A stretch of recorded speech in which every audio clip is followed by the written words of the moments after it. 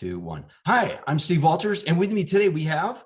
Hi, Matt DiMaio here, otherwise known as Uncle Matt from my YouTube channel, Be Smarter, Faster. And speaking of being smarter and faster and wiser and all that fun stuff, today you're going to learn 6 new tips on last-minute studying. And Matt happens to be an expert in quite a few of these areas. So he's going to give us some cool tips, as well as I am. So Matt, I was trying to remember that thing, but wait, give me a moment. It'll come to me.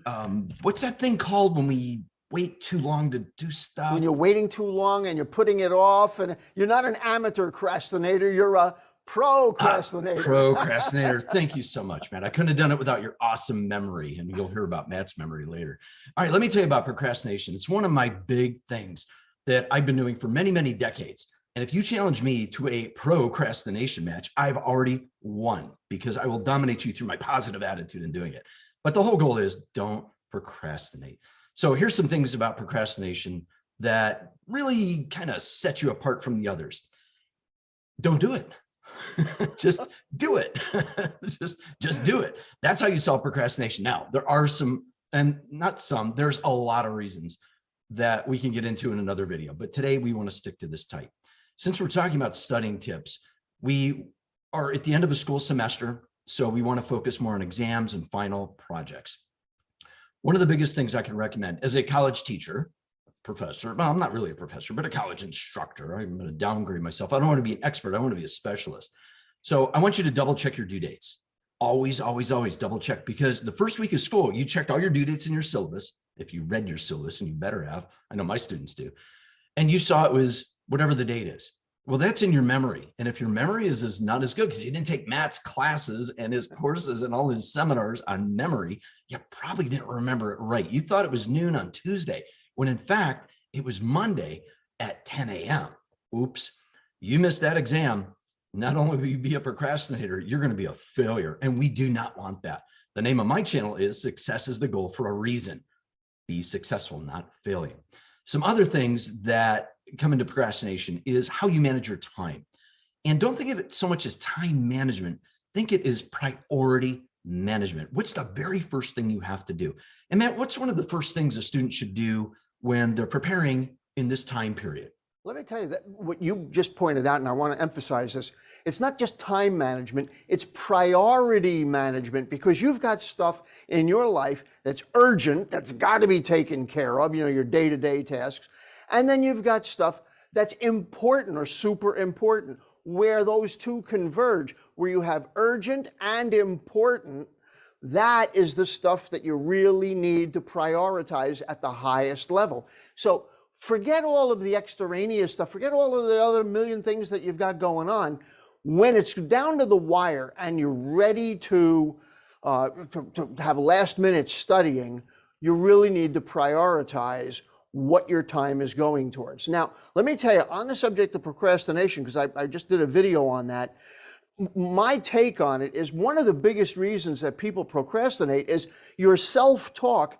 You're visualizing a negative outcome.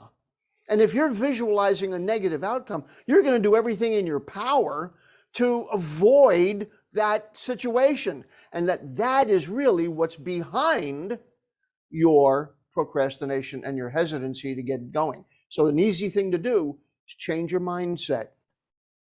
I like that. Changing the mindset. Mindset's everything. If you set your mind to it, I have a program called the Motivation Meter. Actually, it's not a program. It's a design that I came up with. There's a bunch of them. I have one that goes in 10% increments. And the very bottom of that motivation meter, and I'll leave a link to the description how you can get that PDF on my channel in this video too. I'll leave that for you. It's a free PDF. You can download it.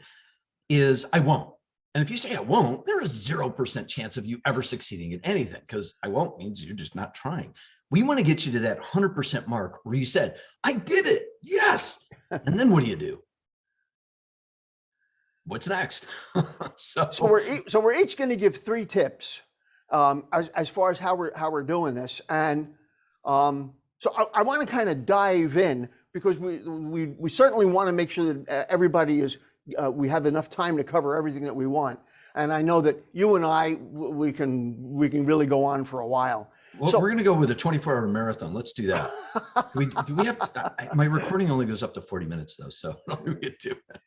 So here's my first tip, and that is take sample tests. Ooh, and so, listen, learning does not happen when you're putting information into your head. Learning doesn't happen in the real world by reading and rereading your textbooks and rereading your notes. And that's not where learning happens. Learning only happens when you take the information that you've got inside and you get it out of you. That is why you have to take exams. Now, the very best way to practice and prepare for last-minute tests is to take as many of them as you can. So a good way to find them is ask your professor for past tests. Sometimes you can, there you go. Sometimes you can ask upperclassmen. Now, Steve, I'll bet that you've got some resources where people can take past exams. But what's your take on that topic? One of the best places that we can go on a university is to that place called a library, where there's a librarian. And the librarian is an expert. They're a specialist expert. They are beyond that. They are a lot of times PhD geniuses, because you walk up to that person and say, I need help with this class for exams. And they go, hold on. And they go click, click, click, click on their keyboard. And they go, all right, here you go. And they send you the link. It used to be a book. They'd say, go over to that aisle, but they don't do that anymore. Most libraries just go over to that computer, sign in, and I'll have it in your email in 2 seconds. It's called a Live Guide. That Live Guide is designed by teachers and past students. And let's just say you're one person, because you are one person, and there's 1,000 people that have taken that course already, that have taken that same final. And let's say 250 of them, 25%, put notes up online. Wow, you have 250 extra brains putting information of what they think and what they thought they had to study for. That is a huge, huge tip. So make sure you get to the library, Live Guides. What's next? The next thing we need to talk about is also PowerPoint. So I want to go over PowerPoints real quick. Instead of reading a text, all right, I don't have a textbook. I got a whole shelf of textbooks over here. And I can tell you, where is it? These right here. If I had to read through those, page 1 through page 400 or 500 or 700, and some of the, I don't think you'd see the law books, it takes a long time to read. And what are you reading for? I mean, Matt, you've got a great memory. Can we memorize 500 pages of a book? You might be able to. I know I can't. But how long does it take to actually review 500 pages? Way too long. Now, here's a trick.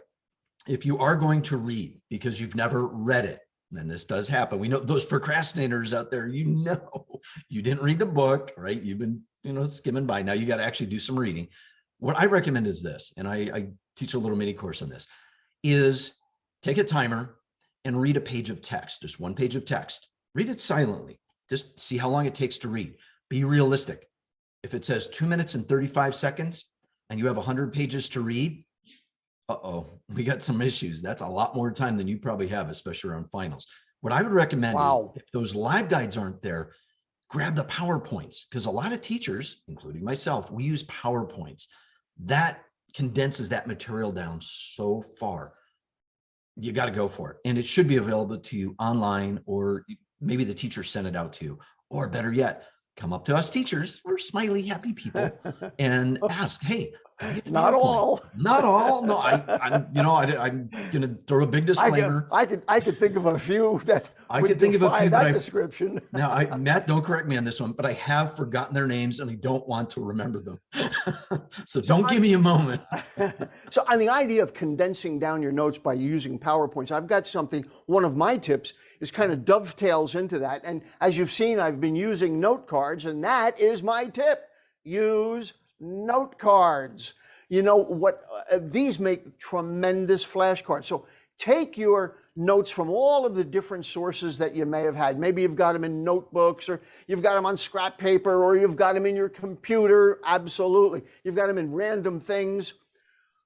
It's your mind can't absorb it. It's too many different sources. Even if you are organized and you've got them all in a really nice, neat notebook, actually taking the time to distill it down into a question and answer type of a format on a note card gives you your own flashcards. Just like when you were a little kid, maybe you learned the multiplication times tables with flashcards, or you played Trivial Pursuits, you know, the idea of a question on one side, the answer on the other, and so on. And so the nice thing about having note cards is that they tuck easily into a jacket pocket, a jeans pocket, a handbag, or a purse. They're very, very convenient. And whether you're waiting for an Uber or a bus or somebody to serve your triple espresso at whatever your favorite coffee bar is or what have you, in odd moments, you can just take them out and get yourself really well prepared. I like that. I like that. Now, should we use those notes alone, or should we maybe do that in a group? So your third tip now has to do with study groups. That's interesting because so does mine. So let's hear what you've got to say on the subject. All right. So study buddies. Study buddies are awesome. As long as everybody shows up to the party going in the same direction, forward, moving forward, always staying on topic. And think about it this way. If your time is worth $100 an hour, are you going to waste a half hour of it? You're going to throw away $50 just talking about idle stuff like, hey, what's up? Have you checked out your latest social media stuff? Put the phones down.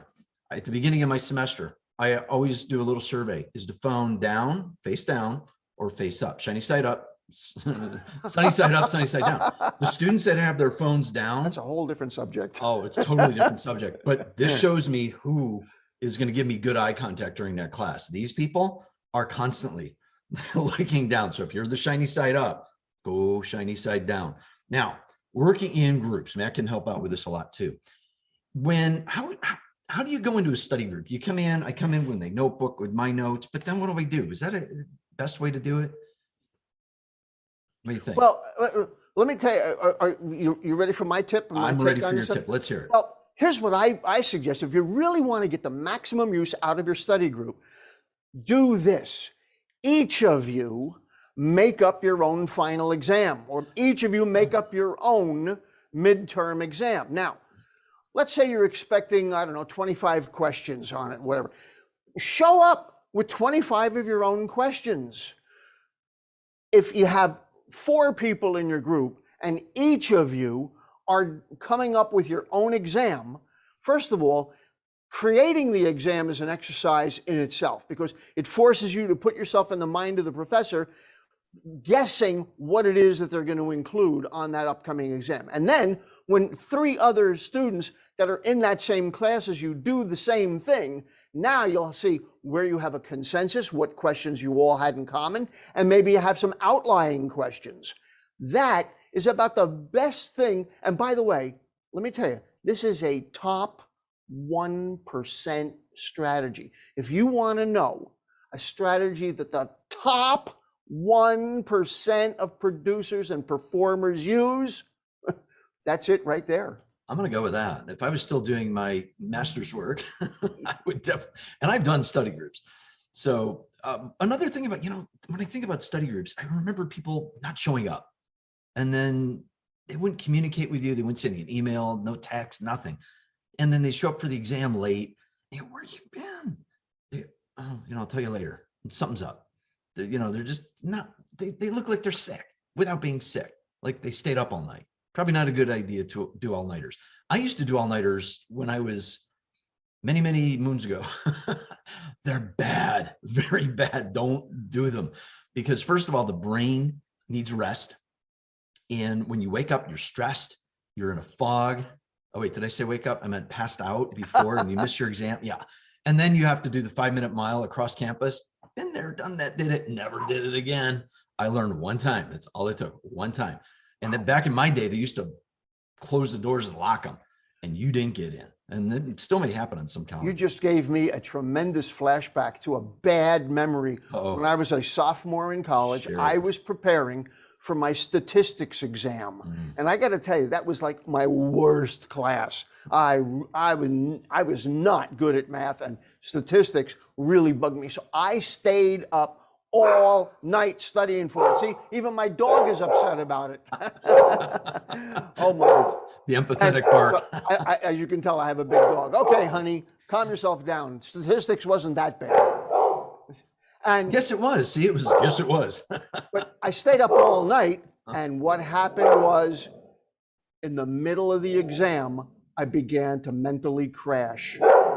I knew the content, but I was just completely worn out. You know what? I think I must have a delivery person delivering Christmas presents at my door right now. Yeah, my dog, if there was a UPS I'm delivery, gonna you're mute the right answer. myself out so that my dog. Go ahead, Steve. You pick it up from there. Okay, so some other things I was thinking about with the quick story on mine is when I had to do that 5-minute mile, I think I actually did in about 6.5 minutes. I got there, I remember it was 75, 80 degrees. I was soaking sweat. I grabbed the door just as the professor's closing the door. I got in there. It's a big psychology thing. There was like 150 people in the room. The only seat that was open was dead center in the front row. And he's like, "You're late." And he looked at his watch, and I pull out my pen and I turn, they have a cover page back then so you can see it. I open it up, and the first question is, "What's your name?" I couldn't remember my name. I was literally, you want to talk about crash, I was out. That was the worst exam I ever took in my life. And it was all because of the all-nighter. It was not good. So please don't do all-nighters. It's really bad. I know there's some great energy drinks out there. We don't promote those, but coffee definitely, but don't do it at night. Get some sleep. Okay. It's really, really important to come in fresh. All right, let's talk about self-care real quick. I think this is an important part, especially at the semester ending. A lot of people are very stressed, including teachers, towards the end of the semester. It's been a long 14, 15 weeks. We've got stuff going on in the world. There's news. One of the things I tell my students, and I try not to do, is don't look at the news the week of finals. There are some horrific things going on that really can put us in a negative mood. The aura around us just gets nasty. It's just, if you had an aura reader, they'd be like, you got to cleanse yourself. You got to run around 3 times and jump in cold water or something. But you got to be careful of that. The other thing is stay off social media during finals. If you want to say, "Hey, got an exam, I'm really worried, can somebody help me?" Fine, that's different, but don't get involved in the, what would be a good word for that, Matt? The drama. The drama. I call it the muck. The negative drama. Yeah, and it's dark, deep, dark stuff. I mean, there's some nasty stuff going on right now. So you gave some ideas about things not to do. Let me give you some things about what you should do. So number one, get a little bit of moderate exercise. I'm not talking about you have to go to the gym and work out, but take a walk, do a few push-ups, do a couple of jumping jacks. You want to get your heart rate up a little bit. You want to get your blood circulating, and you'll be surprised how it'll pull you out of that stuff. Change your posture. Look, I do this demonstration in one of my videos called "Get in the Mood to Study." Watch this.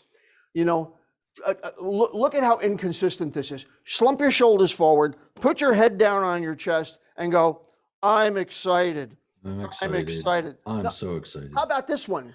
Put your hands up in the air like you're going to do the jump in Rocky when he's at the museum, and you're jumping around and go, "I'm depressed. It's ridiculous. I can do that. I'm depressed. I'm depressed. It's stupid." I love it. But what happens is if you change your posture, you will change your mood, and you can help get rid of a lot of the negative energy inside of you. And one last thing is breathe.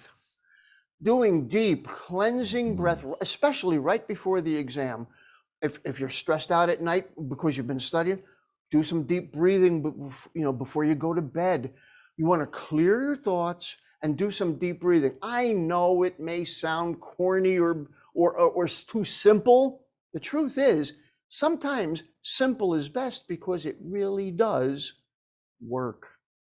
Well, we've covered quite a lot in this.